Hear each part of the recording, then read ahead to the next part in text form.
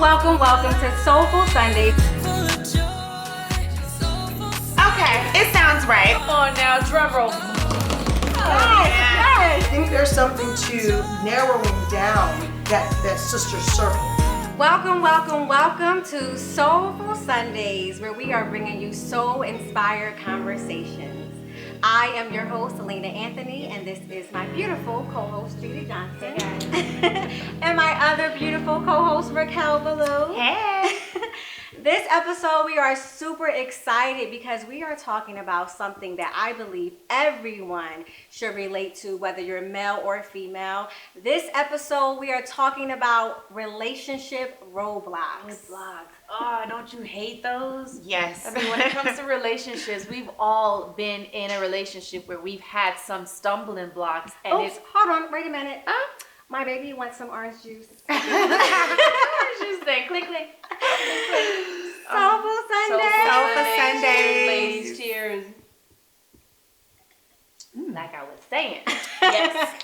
Relationship roadblocks. We've all experienced something along the lines where we failed in relationship, whether it's with a partner or our parents or friends or siblings. We've had some issues that have caused us to stumble.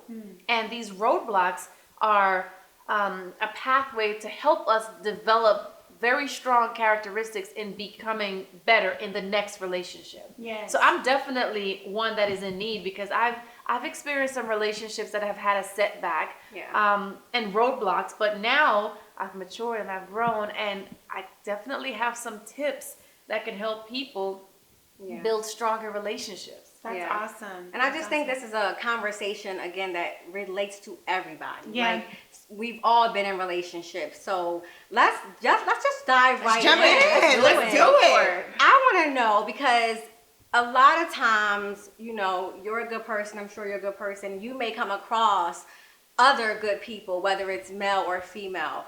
Why do good people fail at love? Ooh. Oh my goodness. Lord, that's a good question, girl. That's a good question. And it sounds like a trick question because yeah, good people should have good results. Yeah. Especially when good people are paired with other good people. Yeah. But it could be the mentality. I know I do good things, even though my mentality may not be aligned in the way that things should be when I partner with someone. Yeah. So I would imagine good people have characteristics that can yield bad results. I also think that good people a lot of times are broken people because, you know, being a good person, I think I'm getting there. I mean, overall, I'm a good person, but I have experienced brokenness in my life, and a lot of times that brokenness is related to the fact that I was good. You know what I mean? Because I think that I'm one of those people, I love to love, and sometimes I do it at a default, and I do it out, or I have done it out of just pure brokenness, wanting something from love, hoping that I'm able to get something from even my brokenness, you know, and a lot of times I failed doing that. Because you're trying to get healing in the wrong places. Yes. Wow. And a lot of times, like she said, good people become broken people, and that transfer, and it continues to transfer onto the next person, and it's like it just stems from the very first person that broke you or hurt your feelings or just lied to you, or what, just any type of experience. You carry that and you harbor that in your heart, and now you become that person. So now those same characteristics or those same traits or that same mentality, that's how you're treating that one person that was a good person, and then that other good person become now that broken person, and it's a trickle down effect. Oh, that's good. It's a seed. It becomes a generational effect, because if it's not something that you are aware of, you eventually become that person, and now it's like, well, she was once a good person, but now the circumstances. It's a cycle that now is transferred down from generations to generations. And you have to have the wisdom to truly, like, okay, what am I doing? Why am I doing this? And how can I change? It's interesting. Interestingly, you said from generation to generations. And the thing that popped in my mind is like roots. Roots run deep. Yeah. Real deep. And each relationship, you don't see the roots. You see the tree. Yeah. And then you see the fruit. Yeah. But you could chop that tree down. Yeah. And forget that the roots exist. Yeah. And then jump into the next relationship. Yeah. And can't understand for the life of me, Why isn't this one why working? is it the same experience Yeah. from the last one? It's Yeah. because we never dealt with the roots. Yeah. We never got to the brokenness Yes. or to the not mannerisms, but the characteristics of people. Yeah. Or not people, of ourselves. Yeah. And that we keep producing and reproducing these same experience. Yeah. And now I'm like, oh, it's not me, it's them. It's Right, that- you ooh, don't that see mirror. it. Yeah. But is it possible that the root or the key factor is love? Yeah. You know, and Of what course. is the true definition of love? Because if you know the true definition of love, then you know that, okay, I need to correct what I'm doing, because although he was broken, I am love, and I want to make sure I don't continue that broken pattern. Well, before you now know what love is, what did you think love was? Like, what was your definition before you entered into I your... mean, I always thought love was a feeling until I got the real truth. Wow. And what was that truth? What is love? Knowing who your God is. And also we, something that I heard, and it was so good, and it turned my light bulb on, is that love is a choice. It is a decision yeah. that we make. And the thing is that we have used love as a feeling. Yeah. But what happens with feelings? They change. One day you're happy, one day you're not. One day you're good, one day you're not. But when you make that choice, when you decide that I'm loving you regardless, you begin to love differently. And if I could just dive into where I can say that my brokenness began, it was the lack thereof of what I felt love was from my father. That broke me. And it really, really, I didn't even know that I was hurt by it. I thought that it was like, I thought I was being strong and saying, I don't care. But that was just a cycle of brokenness. And it wasn't until one Sunday, it was Father's Day, and the pastor was preaching about, we hear the same word on Father's Day, let's be honest. God is our Father, God is love, and I had gotten that. But what I had never heard was, how do we forgive our earthly father? And it was rooted from a scripture that says, when your father and mother betray you, I am with you. Yeah. Speaking about God. And I realized in that moment that the word when was the main word in that scripture, meaning that it's gonna happen. Yeah. And that was the day I forgave my father. Yeah. And that was the day I chose to love God, and I chose to take his path versus the brokenness of what my father wasn't able to do. But a lot of times people in society don't have God. So they continue this pattern because their mother like for me, it was my mother and father that I was broken from. I didn't have a father. Growing up, I was told that there were several people my father. And my mother struggled with some addiction. So I didn't feel like I had someone to love me. And for me, I didn't find love until I had my son. Wow. It was my son who, when I birthed him, it was him that he came in this world, and without any feeling, he just loved me. And because I carried this baby for 9 months, I grew to love him. But it was my choice, because so many people in life, they abandon their kids. They make a choice to abandon their kids. Wow, yeah. They decide I don't want to have this child, or I don't want to raise this child, or whatever the reason is. But if we think about society, then we're so confused. We're so wrong. But if you think about the true definition that's in the Bible, love is a decision. And if you look at the scripture, like For God so loved the world that he gave his only begotten son, that whosoever should believe in him shall not perish but have everlasting life. Yes. God just decided to love us for no reason at all. Yes, So yes. let me- The truth. That's form. the truth about love. It's not about you're making me upset today. I don't want to be married to you no more. I'm attracted to somebody else. Our bills are sky high and life is chaotic and I don't want to do this anymore. No, you have to make a choice to stay in that relationship, in this sisterhood, Yes. and whatever it is. And it has to be a decision. Nobody can force you. You have to truly decide, I am committed in this relationship. This is what I choose because I am loved and I'm going to represent my God. Amen. Let me share this, because when you talk about those in society, one, that was in, am still in society. I mean, absolutely. we all Growing are. up, for me, I had mommy and daddy in the house, so love was always there, and how they demonstrated love was, I mean, it was natural. You have roof over your head, you have food in your belly, you have clothes on your back, that's fine. But when it came down to me growing up and my immatureness, I thought love was because my body felt something. Yeah. Not because Feeling. my emotion. That feeling. and It was a emotion. stimulation that I thought, ooh, there's chemistry.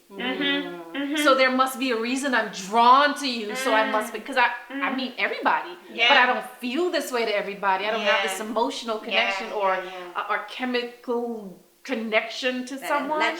That electric fire, whatever. And that was so damaging because it was, my cup was full in other areas of love. Yeah. But I didn't properly understand what all these feelings, what they equal, and how that developed friendships and associates. Yeah. And moving forward in my life, what I didn't like about love was the truth of love for me.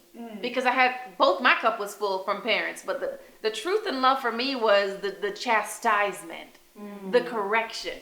I don't like that part of love. Don't really care too much to have it, because anytime love wants to correct me, I don't want to hear it. Yeah. But you know that is true love. I know it's true love, and I know it's the ultimate form of love. I just don't necessarily like it, and that was where my drawback was. Yeah. That's where I found all of my roadblocks. Yeah. It was when you're trying to correct me. I don't have time for that. Yeah. You're going against how I'm being happy. You're not for me. Yeah. You're against me. So Yeah. I'm going to put my own roadblock in this journey. Yeah. And I'm going to detour, go somewhere else, cause years of problems for the next person to come along and have to deal with. But that's actually really interesting. good. That's so good. For me, I remember when I met my husband. And that was crazy for me because I had chose, you know what? I like this guy. So the day that I made that choice was when, in my mind, I created our whole life. Okay? I met him. I said, I made the choice. It's going to be you, right? But I brought that choice with all of my brokenness. So it was, I'm going to choose you, and you're going to do it how I want to do it, and you're going to make me feel how I want you to make me feel, and I'm going to control it because I want it to be this way. And let me tell you something. Because he was not living in the same brokenness as me, he said, "Ooh, girl, hold up. Oh, wow. This is a bit too much for me." He chose to say, "Listen, I care about you. Actually, I love you, and I want to make this work. But I'm not going to operate in your brokenness. Absolutely. I'm not going to operate from your fear. And I'm not going to operate from a place of, you know, you want it this way, so I have to conform to what you want, even though what you want isn't right." Yeah. And that is what taught me a different type of love. Yeah. That's when I found out that love is not control, because control is brokenness and it's hidden in fear. Yeah. So I knew that I was going to have to grow in order to be with this man. I was going to have to change, which is something we don't like to do, like you said. Evolve. I had to evolve. I had to change, girl. Yeah. I had to change because you know what? He wasn't going to have it. And any other man prior to him, they were operating in it for a little bit, but once that got to be too much, they was gone. Yeah. So then again, here I am, back to square one, sad, broken, looking for love again, Yeah. which really, was I looking for love, or was I looking for somebody to be secure in my fear? Yeah. No, that's not love. Love teaches. Love says, hey, I matter too, and that changed me. A lot of times you wasn't looking for love, you was looking for somebody to validate you. Hello. And like you said, somebody to control you. But that's the beautifulness of God. Yeah. He will place us in these situations and these relationships Yeah. in order for us to grow. Because me getting pregnant at 21, that I received love, and now I was able to give love. Yeah. But then also when things started happening in life that didn't go quite my way, and I was just going in cycles or circles or patterns, because I didn't see what love looked like in my household and my family. I had one aunt and uncle that I actually saw on a regular that was in a long-term marriage, but I never saw them happy. Wow. I saw one in one room and one in the other room. I Yes, never saw them happy. dangerous. And then when I got with my son's father, I saw the grandmama and grandpa married for almost 50-something years, but I still didn't see the joy. You know what I mean? So it had to take for us to go through these things, for God to show us different experiences so that we can learn, okay, this is what I want love to look like. And love doesn't come with conditions. You know what I mean? And we serve a God that love us without conditions, that love us without what's the word I'm looking for? Disciplining us or controlling us. Yeah. Even when we fail to say, I'm mad or I'm angry at God, He still loves us. Love. And you know what's so good about that too is when I think about most of the scriptures, seriously, that God is speaking to us, how many times does He bring back up love? Yeah. Love your neighbor as you love yourself. Yourself. For God so loved the world that He gave His only begotten Son. He is love, love, love, love, love. I would love to see how many times God even says love in the Word. But what if you don't love yourself? That's Girl, the hard part. It's deep. Because that's society. We have a lot of men and women now in this generation, because we have so much social media, we have so many things to blur our self-esteem or blur our value within ourselves. So how do you get to that place of, okay, I need to love myself? Let me say this, because we live in a consumer season. Yeah. It's what is next? What can I get? What can I buy? What's for me? What do I need? It's like everything is, I want it. Yeah.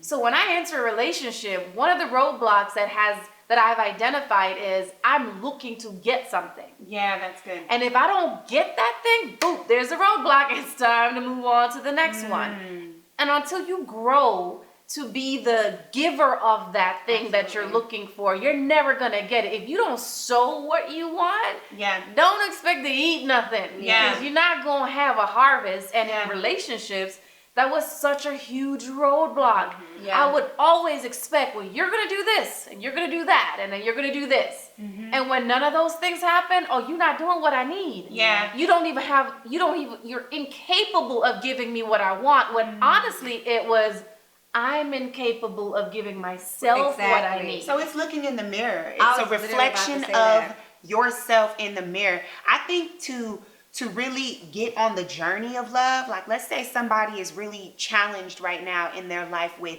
like you said, how do I love somebody else when I don't even love me?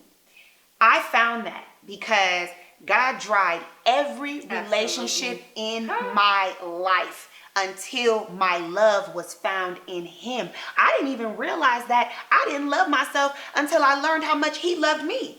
So your relationship with God, for me, it was so important to find a love that was greater than what I was able to give myself. I didn't know how to love myself because I had not felt the proper love that even the Father gives us.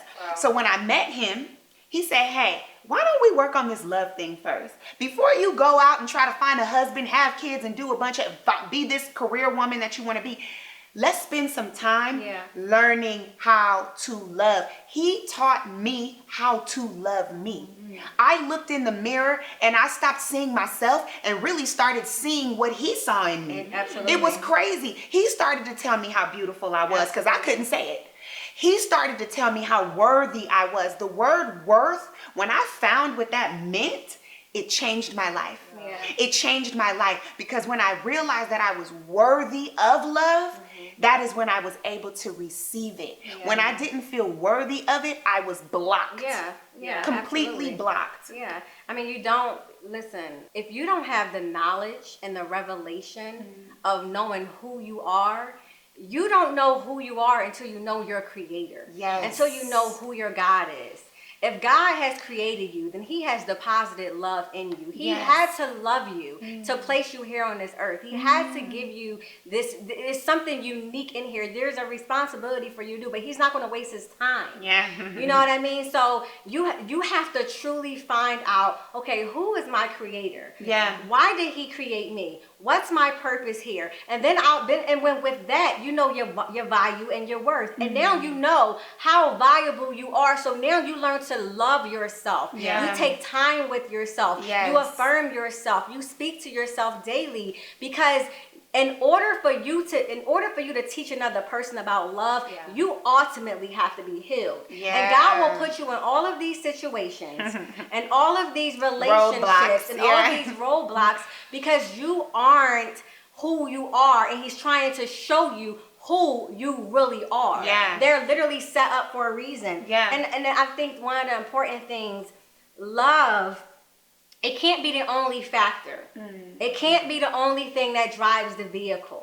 There are some key friends that come with that, which is discipline, humility, forgiveness, patience, commitment. If you don't have those things worked out, then how are you even going to express love the way that God has expressed it to you without conditions? How are you going? Maybe every roadblock was actually like a pit stop to pick up the commitment and understanding, and then it's almost pick like up everything along the way to get in this vehicle and help me be loved.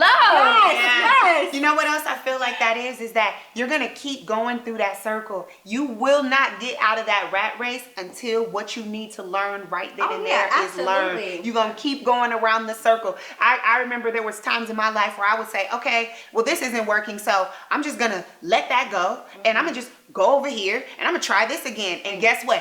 Same circle. Same circle, because you cannot move forward or to the next level until what's worked out on the level that you're at is healed and completed. When he says it's finished, he'll move you to the next level. That's when you become a wife. That's when you're ready to step in position that God has given us as women, because he's like, look, I have to trust you when I take you to the next level. I can't give you what's next for you if you haven't worked this thing out right where you are. Yeah. I remember when I was going through this space in my life where I was just trying to find myself. And I remember God said, in order for you to find yourself, you have to find out who I am. You have to draw closer to me. You have to build our relationship and get intimate in who I am. And then you'll know who you are, right? So I had to start affirming myself daily. And I actually wrote a book, because he literally had me on a journey where I would every day, he would deposit a daily affirmation into me, and I would type it out like, this is going to be a book. I see what you're doing, God. But I didn't realize it at first. But when I did figure out what he was doing, God literally whispered in my ear, and he said, I no longer want you to go by your childhood name, Kevalina. Wow. And I was like, what? Like, all my life, that's who I knew. But Kevalina came with this cost, this unforgiveness, this person that I really wasn't even connected to. Once I started changing and transforming mentally, physically, all of that. And he said, go by Lena. And I remember saying to God, why Lena? What does that mean? Because I knew what Kevalina meant. It was given to me by... That's a whole other story. Anyway, but I remember asking God, what does Lena mean? Like, names are so important. It's our walking prophecy, right? So what does Lena mean? And I remember the first thing he said, write your name out. and I wrote my name out, and he said L, and he said love. He said E, empowering. Yeah, that's N, good. nurturing. A, affirming. Wow. And ever since he said that to me, I walked differently. I would think differently. I operated differently. That's when I knew, okay, there's a God in me, and I need to be that example. That's Because good. if my name represents love and affirming, love, empowering, nurturing, affirming, I need to make sure I'm representing those things. Yeah. And it takes time. It's not an overnight thing. Yeah. But if you continue to nurture your relationship with God, you will eventually look exactly like God and be love. No matter when someone, no matter what pitfall you're in, no matter when someone hurt you or a mistake you make, you're not that mistake. You're not that hurt. You're not that broken person. You may have those experiences. Yeah. But you're still ultimately loved. I just want to know, and I know we talked about it briefly, but how do your upbringings either lend or impact or take away from your relationships now as an adult today? You know, I can sum it up. I can sum it up in a sermon. Bishop T.D. Jakes and Lady Sarah Jakes actually had a message online called Modeled Homes. Oh, I saw And that. oh my goodness, So it good. was so good. And it essentially states that we marry our boyfriends, but we go home with our husbands. And that we have this idea of what a relationship should look like because of our parents. So it's all the things that they did right, and it's all the things that they did wrong. And we either fall into the right or do our best to stay away from the wrongs. And I think in my upbringing, my parents were ones that wanted to make certain that we had all the comforts necessary that America could afford us, and making sure that we are healthy and whole. What they didn't account was the culture and moving from one country to another country and adapting to that. And there are all these different things that contributed to who I am today, but ultimately, my parents are the foundation of what commitment looks like. If anything else, That's good. I know how to make it work, stick That's it good. through. I mean, at the end of the day, it's us, boo. We in it, so me and you for life. What about you? I would say that for me, you know, I don't want to put that like all the way on blast, but I'll just say that I didn't have a good picture of what a healthy marriage looks like. So because I didn't have a good picture, I had to make up what to me is a good marriage or a good relationship, or I used multiple things, relationships that I felt were, you know, on the right track. I would pull from them. And then relationships that I saw in my life that I was like, I never want to be like that, or I never want that to happen, or I never want to be a part of a relationship like that. That kind of hurt me too, because nothing in life is perfect. It's never going to be perfect. My relationship with my husband or with friends or whatever is going to be different from your relationships or from yours. So what I learned to do was to pull the good, but also learn from the bad, and do my best to just try to give what I feel is the best version of me to my relationships. And also to be flexible, because that's another thing that I didn't see displayed very much. I come from a very, very strong mother who is an entrepreneur. She has owned her own business my entire life. I've always seen her be the boss, period. And that's it. I've seen her be the boss in our family. I've seen her be the boss in her business. I've seen her be the boss in her marriages. I've seen her be the boss. So naturally, what does that make me become? Naturally, what does that make me feel that I have to be? And I can't, love you, mama, but I can't say that that is the only way to come into a relationship. At some point, it can hurt you, because you have to find some vulnerability. You have to find some flexibility to allow yourself to be submissive in some point. We get scared of that word, submission. Oh, I ain't submitting to nobody. But what does the word tell us? And What does God require of us as women to be? We should be submissive. Absolutely. We should find a sensitive, soft spot. We don't have to be so hard in everything. We don't have to be so matter of fact in everything.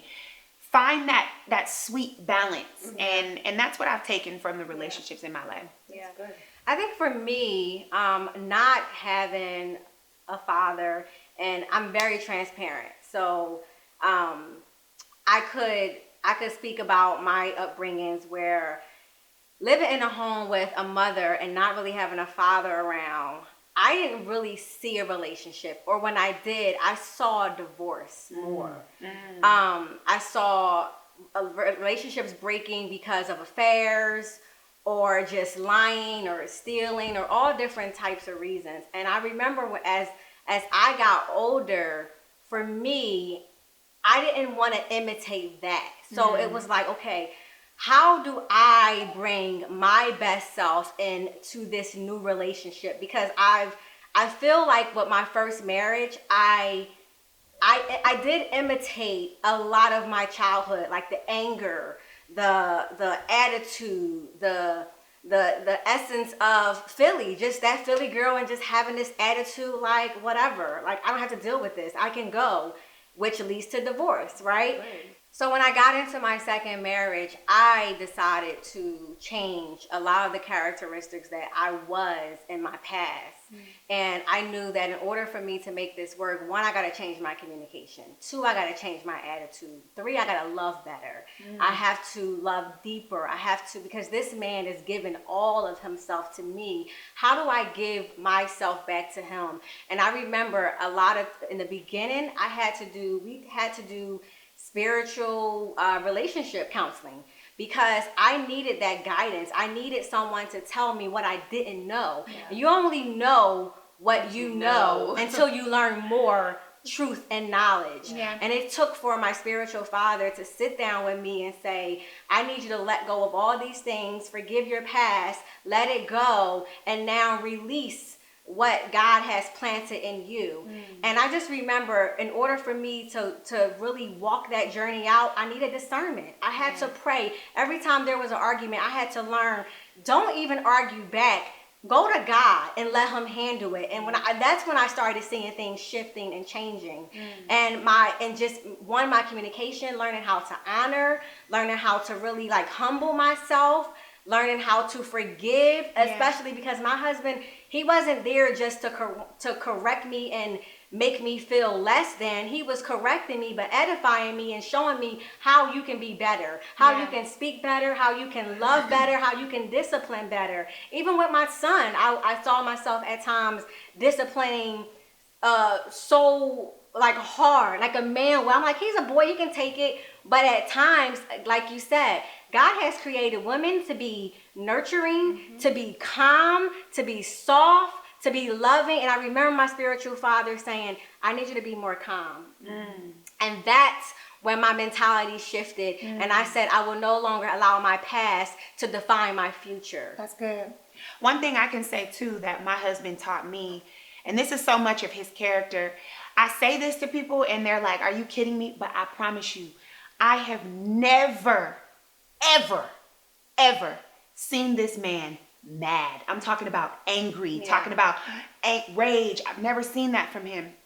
And the reason I've learned why I've never seen that in him is, instead of focusing on a problem, he immediately goes to, let's work on the solution. Yeah. I loved to stay in the problem, okay? I'll talk about the problem till we can't talk about the problem no more. But him, he's like, I'll let you get that out, but I would love to spend more time on the solution, because in the solution is where we're going to find the overcoming of this thing. Absolutely. We're not going to overcome staying in the problem. Absolutely. So I encourage all of us to take that on, and all of you as well, to stop focusing on that problem and embrace the solution, because the solution is going to get you where you need to go.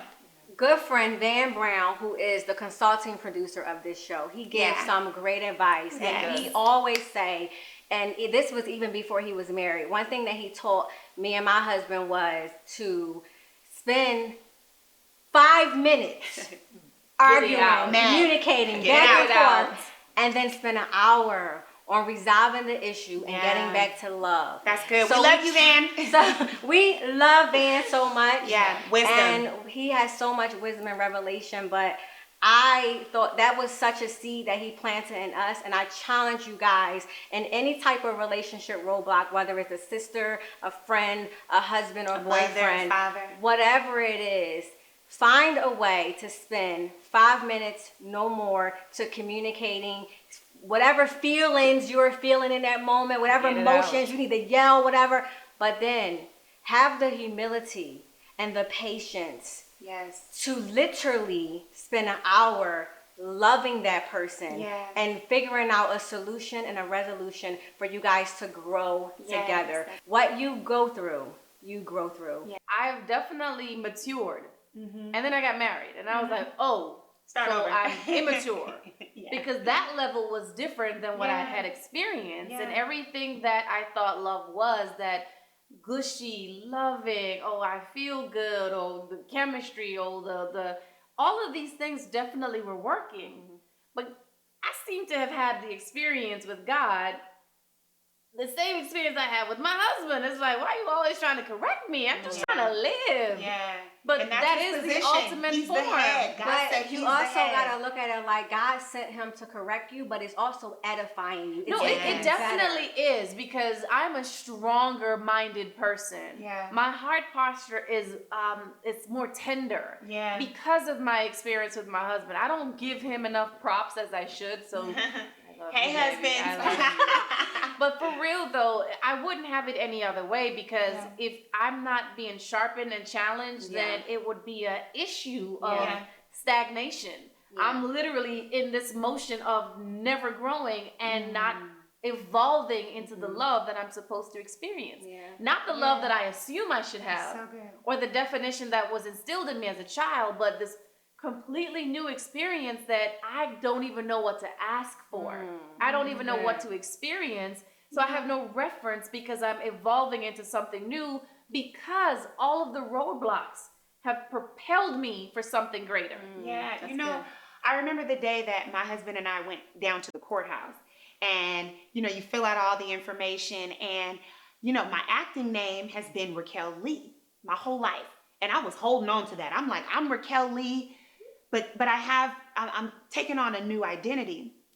It was not until the moment that it was time to click in that last name that God said, Lee is finished. And it was like as if he entered the court, and I was like, ooh, it's done. He said, it's finished.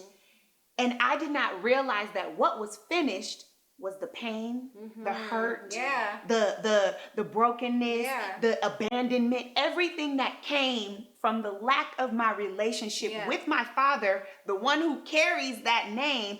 God said, I'm giving you a new name. Absolutely. I dropped Lee and I became Baloo, and I took it on with so much pride and with so much freedom to step into who he gave me, who I am today. He said, the former ways are gone. I am giving you, it's made new. So I encourage women to let go of what you were born with. And when you get married, take on the complete, embody all that you are receiving from your husband, because he is now the head. He is now what you're stepping into. And that is the new legacy that you're setting up for your life. My children are Baloo. My husband is Baloo. And I am Baloo. And I feel so empowered to have let go of my past. You have to. And you know what? And this topic is not just for married women. These are just our experiences. But I just want to say, like, for the single women, whatever you're attached to, whether it's childhood hurt, whether it's pain from the last relationship or the first person you ever had sex with, or whatever it is, you just have to release those experiences, operate in love, because that's the God that's in you. But in order for you to know the God in you, you have to really dig deep. You have to really want it. You have to make that decision that you have to decide, I don't want to be this person. Yeah. I don't want to be the girl from Philly that just always popping the neck.